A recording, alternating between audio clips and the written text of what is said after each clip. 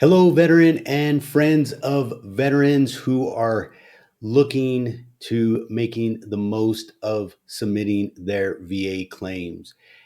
You may have heard a term called evidence based claims. And honestly, every claim that has ever been approved has been evidence based. But that term is now being utilized. So I want to make sure you are well aware of what is an evidence based claim. As I mentioned before, any and all claims that have been approved have been based on evidence. So utilizing this term evidence based, well, of course, we could have been using it all along, but now people are wanting and thinking about things that are evidence based. And so let's dig into this term here. So evidence based, right? First and foremost, um, all claims that have ever been, let me, all claims that have ever been, all VA claims that have ever been approved are evidence based. And what does this mean? Is that every claim is based off of three different things. One, you have to have an in-service event. So there's an in-service event. Now for those, an in-service event. Now for many, right? And I know that it's kind of hard to imagine this, but there are people who have served their enlistment and have never been deployed. So we are now at a time where there are a lot of veterans who have never deployed, completing their enlistment. And so before, like myself, being an Iraq War veteran, we just show that veterans like myself that served, many veterans served in Iraq, Afghanistan. They're going on at the same time. You could put in that you served in Iraq. You were a wartime veteran. So there's this in-service event. There is also a medical diagnosis, right? A medical diagnosis. So there are some things that are presumptive, right? There is a term called presumptive, and that just means that if you have served in Iraq, Afghanistan, and many different parts of the world, there are these conditions that are presumptive. But the one thing that's important to note about presumptive is that you want to have that diagnosis anyhow, right? So there are some things that are presumptive that you still want to have medical documentation for. So there's presumptive, right? And then there is what they call, and you'll hear this often in VA claims lingo, called nexus. And all this is a connection. That's what nexus means. It means connection. So in the VA claims, and I'm sure you've watched many videos that they're talking about this nexus or this nexus letter, right? And all it's saying is that there's this connection between your in-service event, your medical diagnosis. There's this connection, right? And when it comes to presumptive, there is this presumption that if you served in certain areas in the world, you are more than likely to have these issues. And so they have designated them as though if you served in these areas during these specific times, more than likely going to get these approved. So these three things. So if you've ever heard the term, or if it's new for you, it's nothing new. Every VA claim has always been based off of evidence. Your medical records, your in-service, and this connection, right? So whatever you've heard before, there's always every claim has always been a evidence-based claim. Now you're gonna get some organizations to say that, hey, we now do evidence-based claims. Well, they have always been evidence-based claims, right?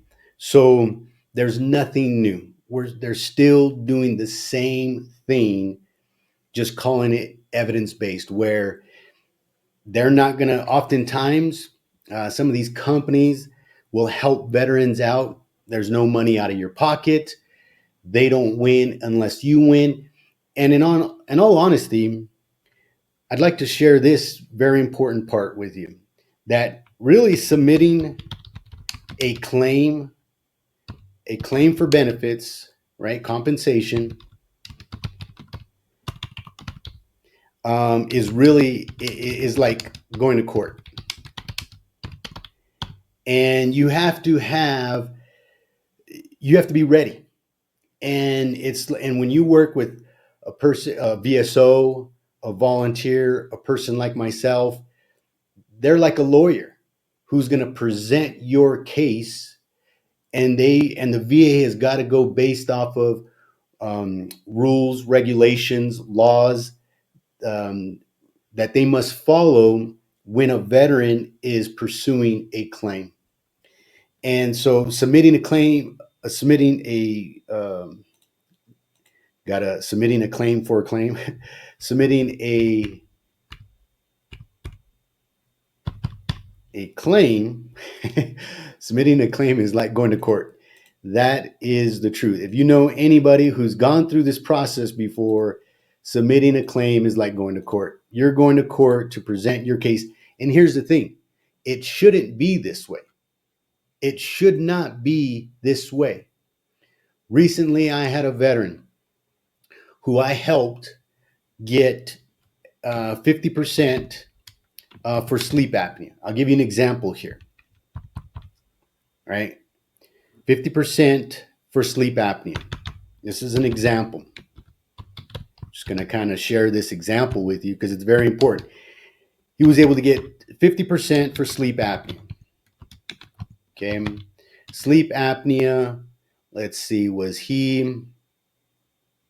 sleep apnea secondary to PTSD. Okay.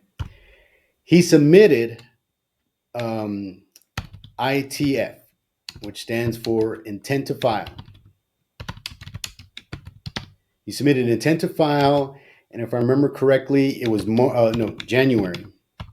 It's another veteran that I helped in January 2025, beginning of this year. He was awarded sleep apnea. It was the end of August, right? So it was the end of August. Sometime the end of August. Now, what did the VA do? The VA, it was the end of August, and he went from 80%. He was at 79%. He was at 79% VA math, right? And if you don't know already, there is such a thing as VA math. And we got him 50% for sleep apnea, and he got up to 86%, if I remember correctly. He's at 86% now. So what does that mean? Well, he's getting paid now, paid at 90%. He's getting compensation at 90%. Yeah, I think that's how his math was. Well, the VA tried to just pay him the difference between 80 and 90 from like the end of May the end of August, for the rest of August, I should say. For the rest of August. And then But that was that was a severe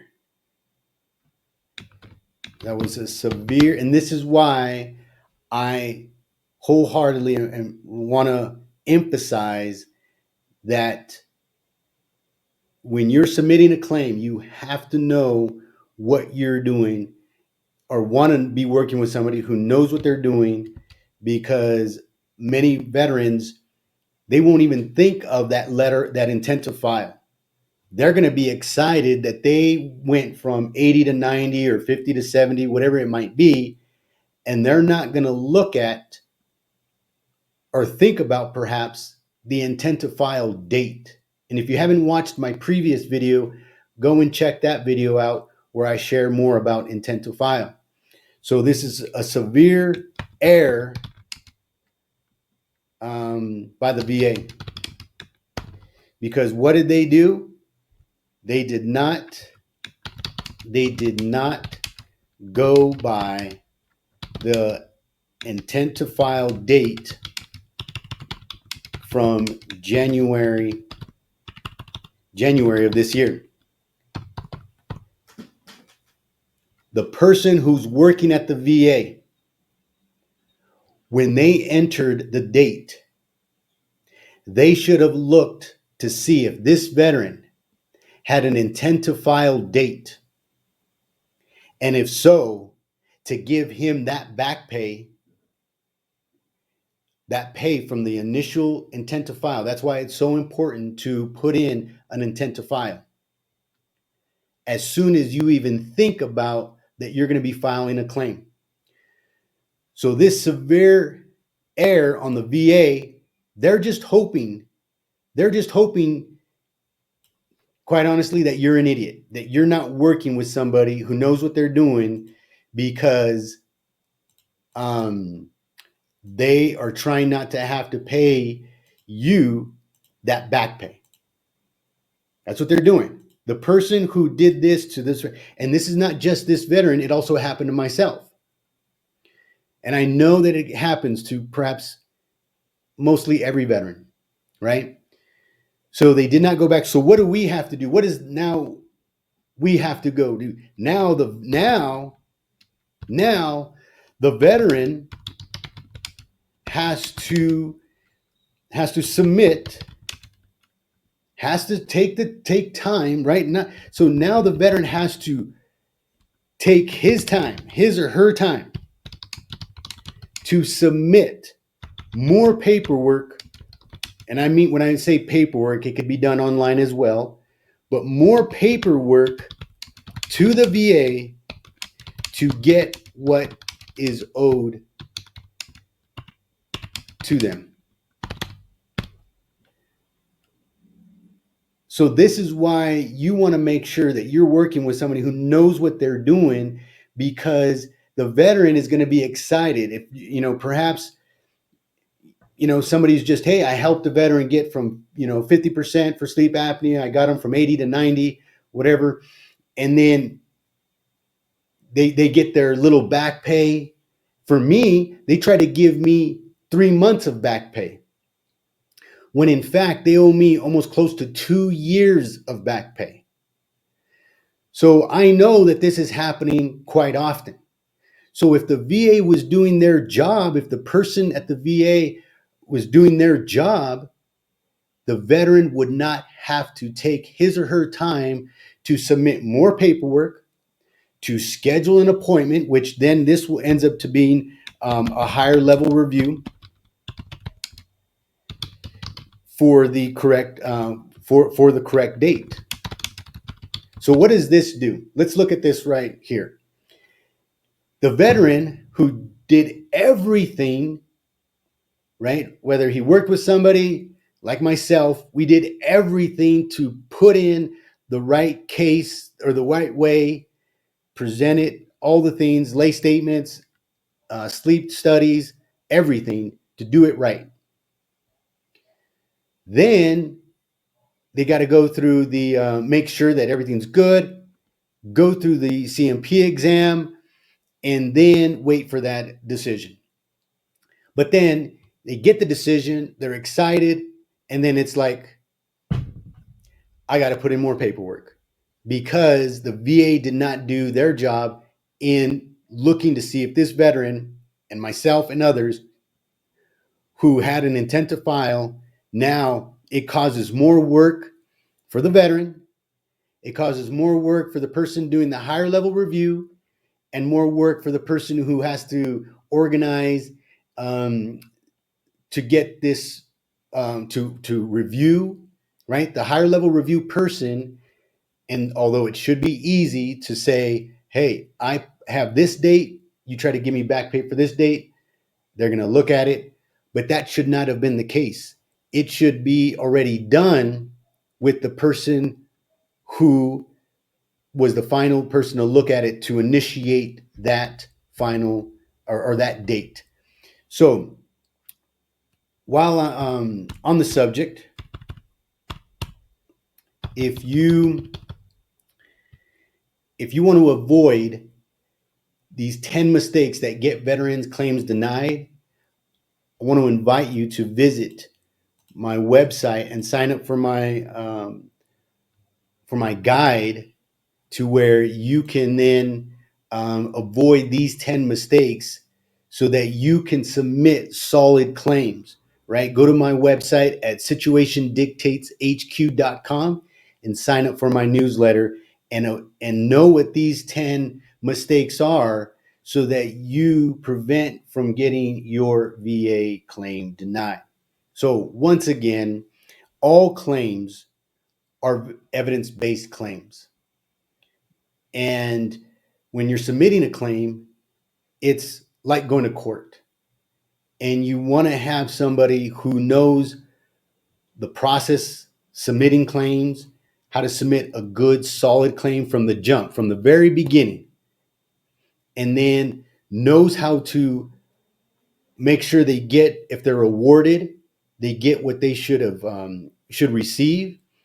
And then also, if it's denied, what to do, what to look for so that they can get that looked over if whatever's next required. Is it a higher level review? Is it a supplemental claim?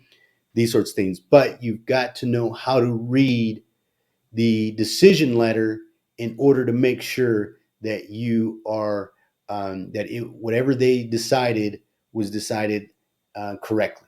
All right. So if you want to avoid those 10 mistakes, visit situationdictates.hq.com, sign up for my guide, receive the guide, look through it, and make sure you're submitting solid claims. So go now and check that out, and I'll see you there.